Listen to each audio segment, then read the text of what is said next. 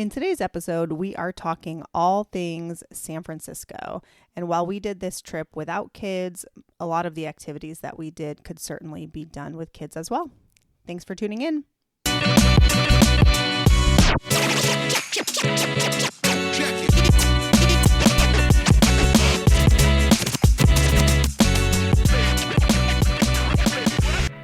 Hi, I'm Rhea. And I'm Dwayne. And we are your hosts of the Travel Party of Five podcast, where we share how we travel as a family of five around the world. We will also share how we use points and miles to travel as affordably as possible and sometimes even completely free. So if you're wanting to travel more with your family, but you're not sure how, we'd love for you to listen in. So welcome to our podcast, where we hope you learn a thing or two to get you closer to your next trip.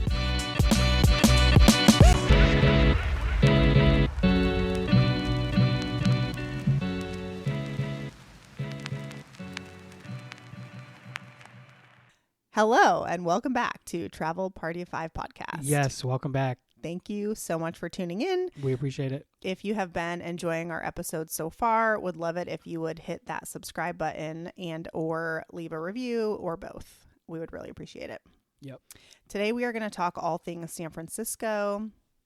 Recently, Dwayne and I did a quick no kids getaway up to San Francisco. But I have been to San Francisco at least 3 other times that I can remember. And so I think we've got a lot of good tidbits and information if you are thinking of planning a trip anywhere soon. And for this trip specifically, we were only gone for 2 nights. So if you have kids and you're a little nervous about leaving them or don't want to leave them for a long time, and you're maybe in the central to western part of the United States, I think this is totally doable for like a 2-night trip. Yeah, so, and don't let that scare you. We did a lot in those 2 days. We did a lot. We really had almost 3 full days. And, you know, when you don't travel with kids, you can really pack it in. So, yeah. Okay, so the first time I ever went to San Francisco, it was actually my first solo trip that I ever took. And long story short, my family was supposed to go skiing over Christmas break, and that trip ended up getting canceled. And I was really bummed out. I was really excited to go. And so I started looking for places I could go on my own. And this was back in the days of like Expedia, and that was like the only kind of way to search for things. We're talking like 2006 maybe. And so I found what I thought was cheap airfare to San Francisco. I found a cheap-ish hotel and I went and I had a great time. And I've also been 2 other times for different like blogger conferences back in the day when blogging was the thing to do. And so I think we've got a lot of good nuggets here to share. So why don't you start with how we got there, which is the same as how we get anywhere these days. Southwest, Companion Pass. Yep. What's a direct flight? Yes. I always say it was direct flight, but it never is. It was a direct flight. And it's like a 2-hour flight. Yeah, not very long. From Phoenix. Yeah. Yeah, and then we stayed at the Hyatt Regency San Francisco.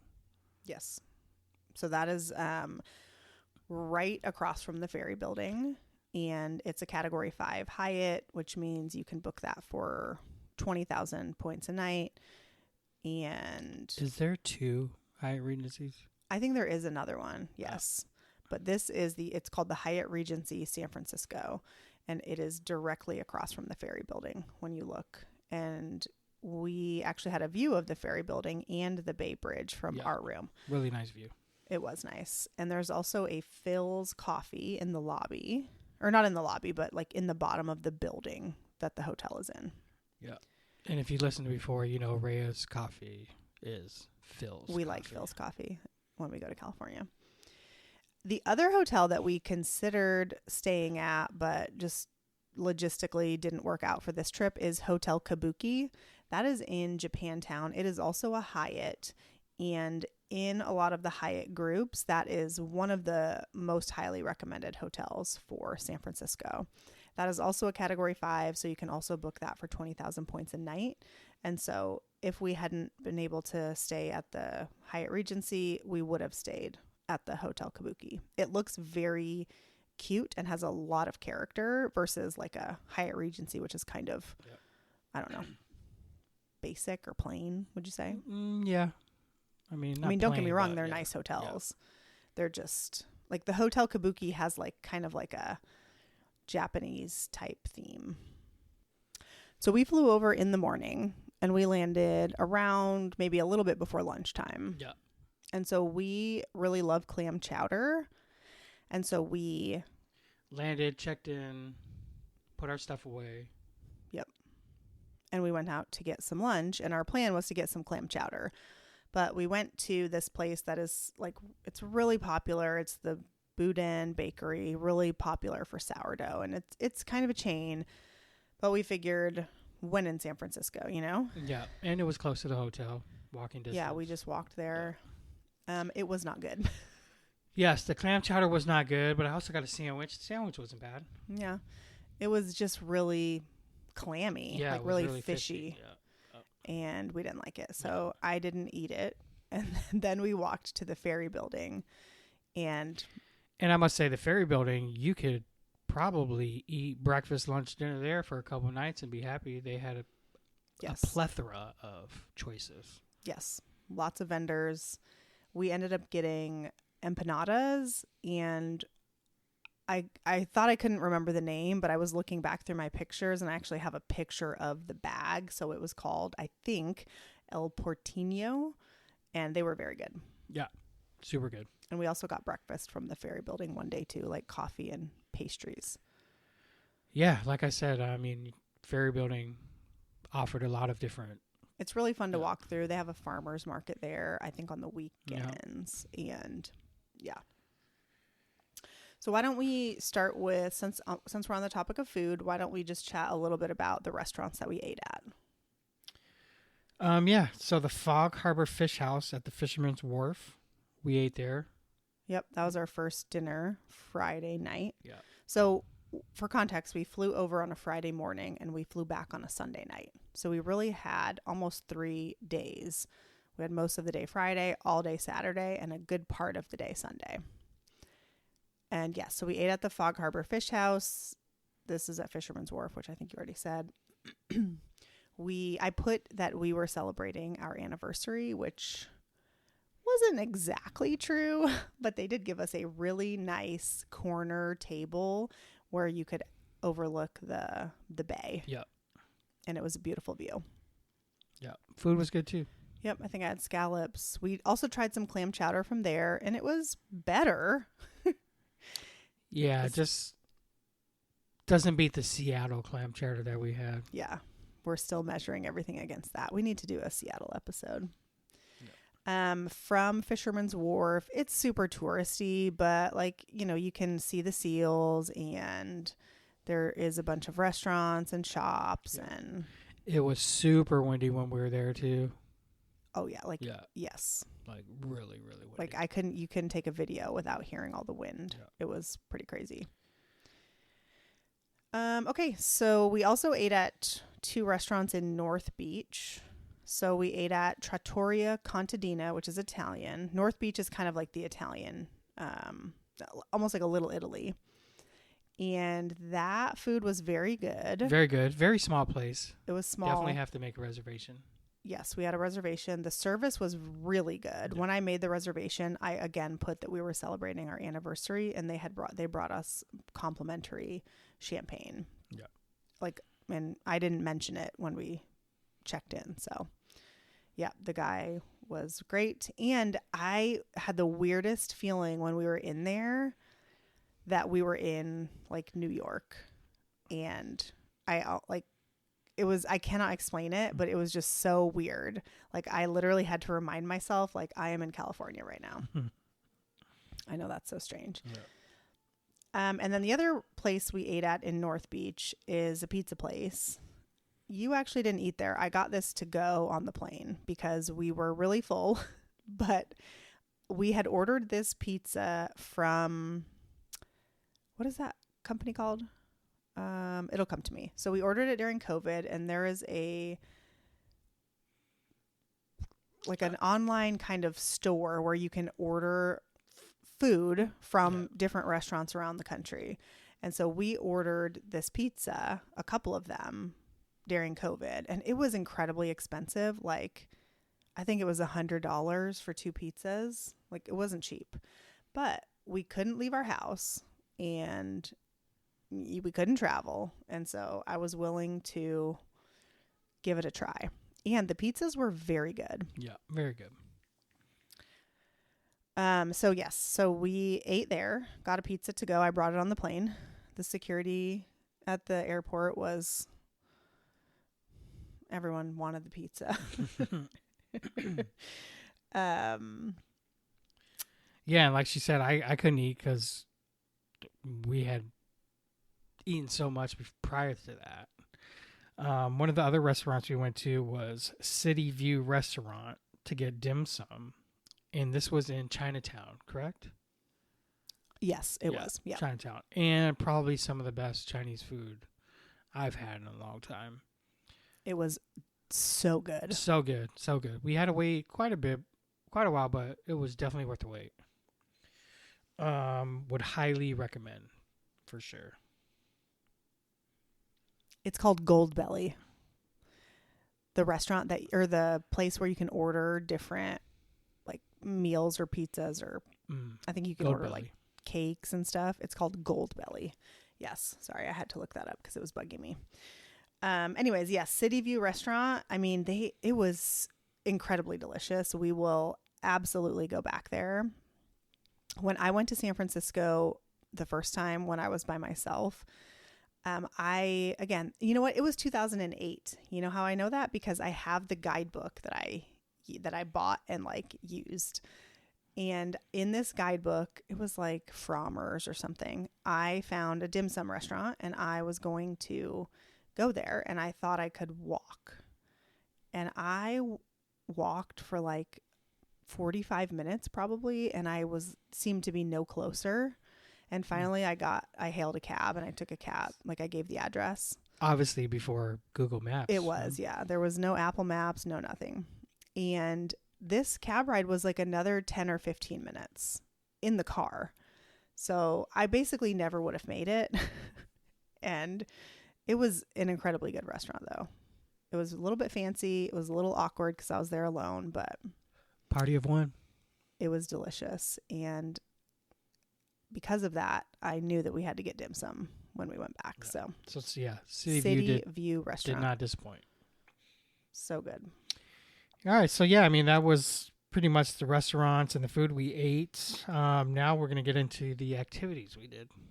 Yep. So we already talked about Fisherman's Wharf and the Seal. So we did all that on Friday.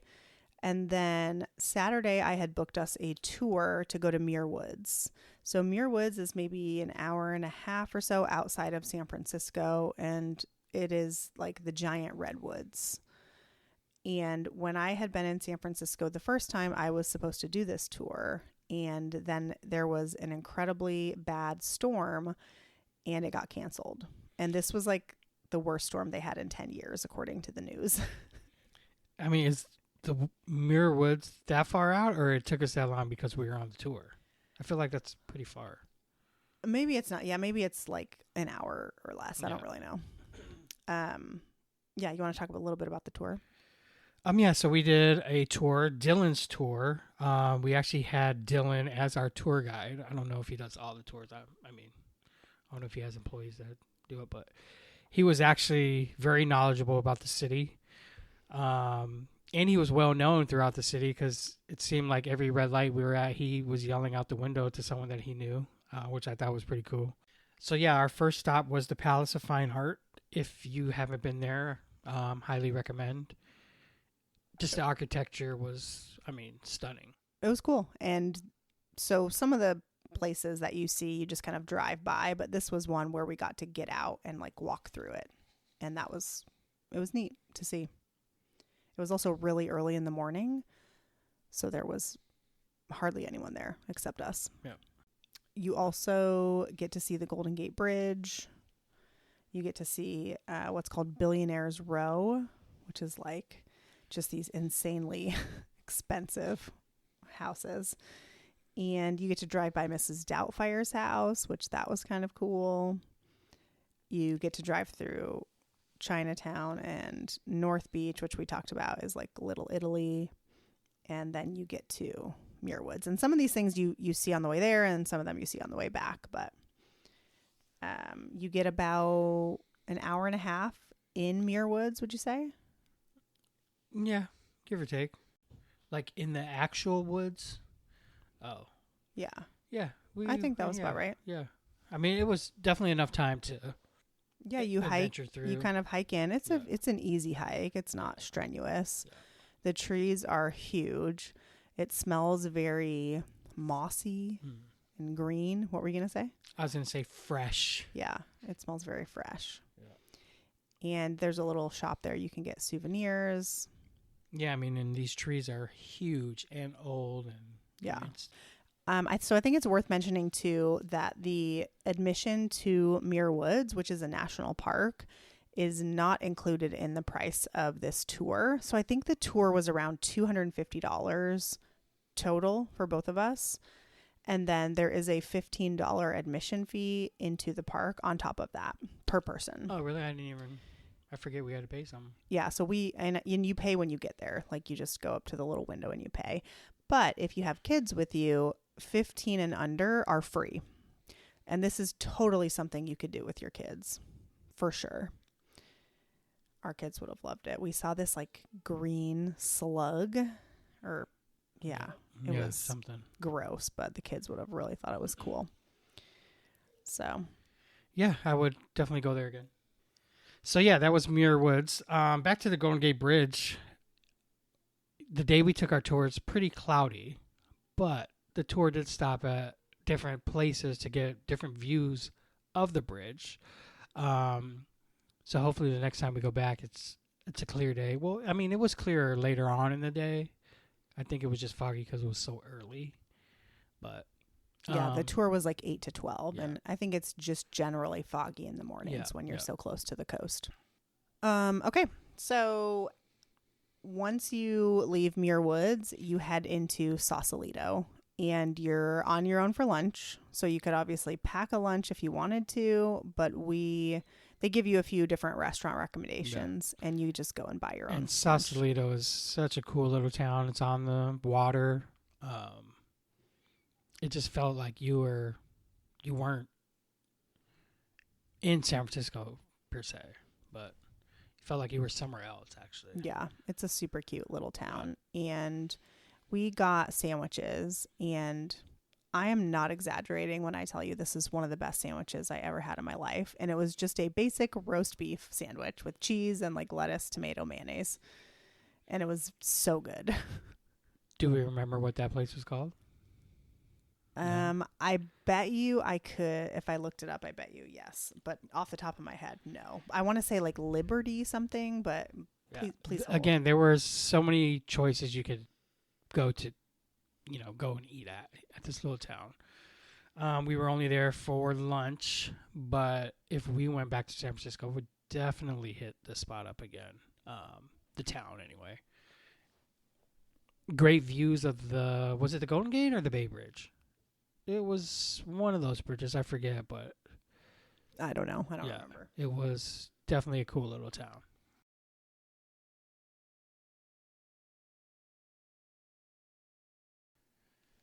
So yeah, that was the tour. Again, it was Dylan's tours. I would definitely recommend it. She's pulling up a picture of the deli now. Well, I was asking him to look at it to see if this is the deli, because I think it is. It was definitely a deli type. It was like a Mediterranean type, wasn't it? The restaurant was called the Venice Gourmet Deli. Venice Gourmet, actually. Yeah. Highly recommend. Get the roast beef. So good. I forget what I got, but it was... Yours wasn't as good as mine. Okay, so after the tour, they drop you back off. Kind of, well, you see, this is when we saw the Mrs. Doubtfire house and all that. And then they kind of drop you off near I think the same place where they picked us up at, but that was near Ghirardelli Square. Yep. And so Ghirardelli Square, again, it's like pretty touristy, but it's a really good place to take kids. Or what we did was we got souvenirs for our kids from there, like little bags of chocolates for them. And they thought that was fun. Yeah, I mean, the actual store was busy.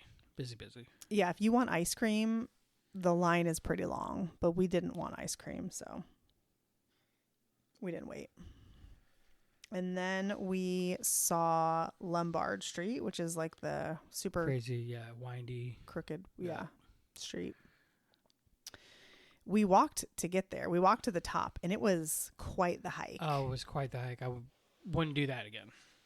It wasn't super long, but it was like uphill. Uphill the whole time. The whole time. And so, we were sweating at the top. And it was pretty warm that day, which is rare for San Francisco. But yeah, because we went like very last weekend of March, 1st of April. It was like, end of March, beginning of April. And then we took a cab to... No, we didn't. We went to have dinner that night. That's when we ate at the Trattoria Contadina.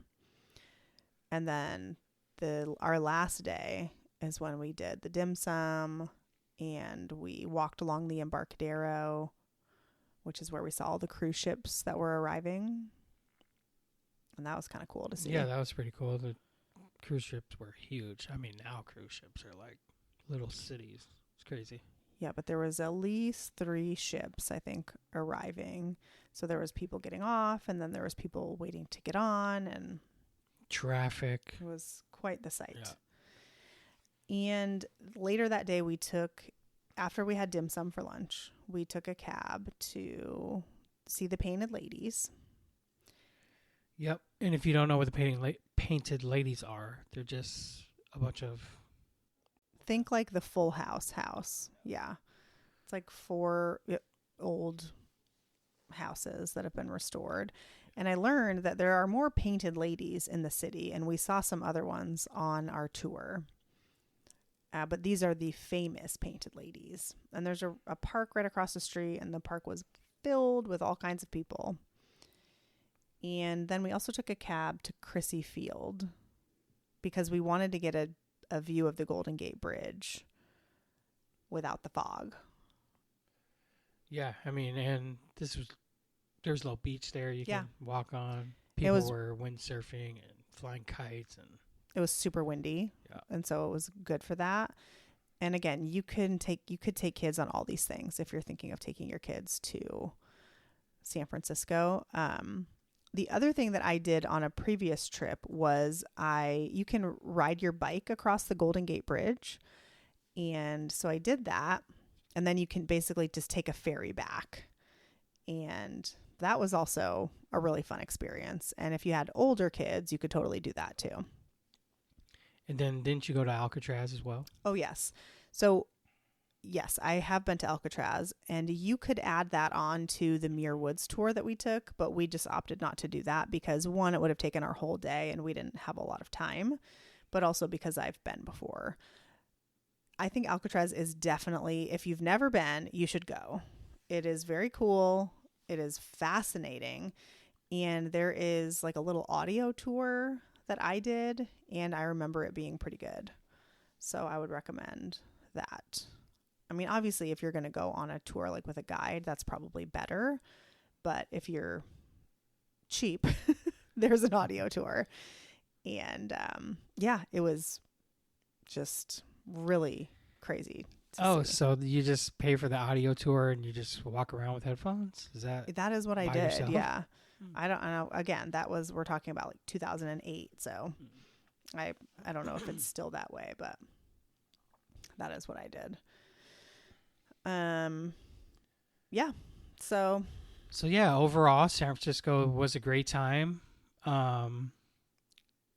Great place to get away without the kids. Lots of good food, lots of options for you. Again, Dylan's Tours, highly recommend. And I think too, I've been seeing a lot of stuff in the news lately about San Francisco and the increase in crime and the homeless population. And I'm not saying that those things don't exist or that they're not a problem. But it's not more than any other city, you know? I mean... Yeah, we did not experience that any more than we have in any other city. And I mean, I would say we weren't just in the touristy areas. You know, we took several cabs and Ubers, and I mean, I would say it's no different than what I've seen in Seattle or New York or Phoenix. I mean, yeah. So I think so don't let that deter you at all. The other thing that you can do is, and I did this when I was there by myself, is you can take a day trip to Napa. And you can do a wine tour, and they pick you up and drop you off, and it takes the whole day, but you can, I think we visited 3 different wineries, and we had lunch in, what is it? It's Napa, and what's the city that starts with the S? Sonoma. So you can do a wine tour. It takes the whole day, but they will pick you up in San Francisco and they will drop you back off at or near your hotel. And I think we visited 3 different wineries. I went by myself. Everyone else there was part of a couple when I went. But I mean, I made friends and had a great time. And we had lunch in Sonoma, I think. And so that's an option too. If you want to visit the wine country, but you don't want to stay there or you have limited time, I would highly recommend that. It was a great time. I think that about wraps it up, but we had a great time. Would definitely go back again. I still think about those green onion little crispy pancakes from the dim sum place, City View. So good. It was delicious. So I hope this was helpful if you're planning a trip to San Francisco anytime in the near future. Again, most of the activities that we did, you could absolutely do with kids. And if you have any questions or if you have any recommendations, would love to hear them. So feel free to email us, Raya, RAYA, at travelpartyof5.com, or find us on Instagram at travel_party5. We would love to hear from you. Thanks for tuning in. Have a good one. Bye.